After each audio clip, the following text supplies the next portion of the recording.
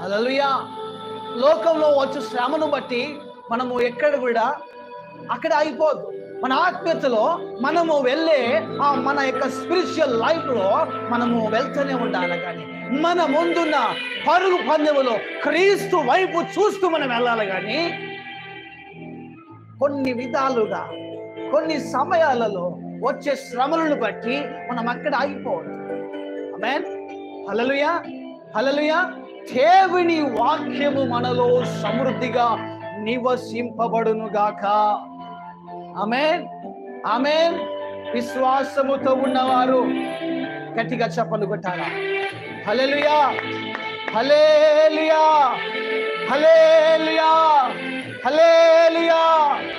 దేవునికి మహిమ కలుగును గాక. ఆమేన్, ఆమేన్. మీరు అంతరంగ పురుషుని యందు శక్తి కలిగి